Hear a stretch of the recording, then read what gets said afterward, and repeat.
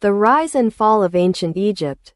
The greatest civilization of the ancient world. Imagine a civilization so advanced that its monuments still stand after 4,500 years. A civilization that built gigantic pyramids, worshipped dozens of gods, and ruled the ancient world for thousands of years. This was ancient Egypt, a kingdom born beside a river in the middle of a desert.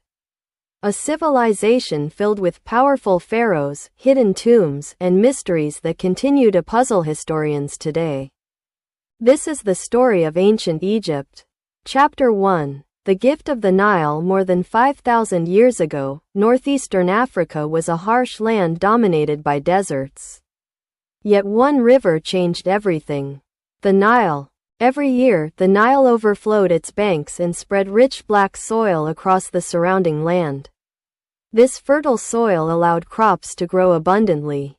While many early humans wandered in search of food, communities along the Nile could settle permanently. Villages appeared. Farmers cultivated wheat and barley. Animals were domesticated. Trade networks developed. The Nile became Egypt's lifeline. Without it, ancient Egypt would never have existed. As generations passed, small villages transformed into powerful kingdoms. Eventually, two major regions emerged: Upper Egypt in the south, Lower Egypt in the north. For centuries these regions remained separate. Then everything changed. Chapter 2. The first pharaoh. Around 3100 BCE. A ruler known as Narmer united Upper and Lower Egypt. For the first time, Egypt became a single kingdom. Narmer is often considered the first pharaoh. The title pharaoh represented far more than a king. Egyptians believed their ruler was chosen by the gods. The pharaoh controlled the army, laws, taxes, and religious ceremonies. His authority was absolute. This political stability allowed Egypt to prosper. Unlike many neighboring regions that experienced constant warfare, Egypt enjoyed long periods of peace. The kingdom became stronger and wealthier. Soon, Egypt would begin building monuments unlike anything the world had ever seen. Chapter 3. The Age of the Pyramids. Around 2700 BCE. Egypt entered what historians call the Old Kingdom. This period became famous for one extraordinary achievement: the pyramids. The first major pyramid was built for Pharaoh Djoser. Designed by the architect Imhotep, it rose above the desert as a massive step pyramid. It was unlike anything built before. Yet an even greater project was coming: the Great Pyramid of Giza. Constructed for Pharaoh Khufu, the Great Pyramid originally stood about 146 meters tall. Millions of stone blocks were transported and assembled with remarkable precision. Even today, historians continue debating exactly how the Egyptians accomplished such a feat. Contrary to popular myths, evidence suggests the pyramids were not built by slaves. Instead, many workers were skilled laborers who received food, shelter, and medical care. Building the pyramids required incredible organization. Thousands of workers, engineers, stonecutters, architects, all working together for a single purpose: to ensure the pharaoh's journey into the afterlife. The pyramids were not simply monuments. They were giant tombs. Egyptians believed death was only the beginning. Chapter 4. The world of gods and mummies. Religion shaped every aspect of Egyptian life.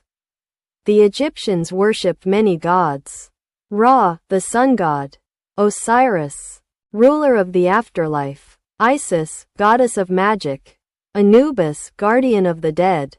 The Egyptians believed that after death, a person's soul would face judgment. To prepare for this journey, the body needed preservation. This belief led to mummification. The process could take weeks. Organs were carefully removed. The body was dried using special salts, then wrapped in linen bandages. Valuable items were placed inside tombs: food, jewelry, weapons, everything the deceased might need in the next world. For wealthy pharaohs, entire treasure-filled tombs were prepared. Some remain among the greatest archaeological discoveries ever made. Chapter 5. Daily life in ancient Egypt. Not everyone was a pharaoh or priest. Most Egyptians were farmers. They worked fields along the Nile and produced the food that sustained the kingdom. Others became craftsmen. They made pottery, furniture, jewelry, and tools.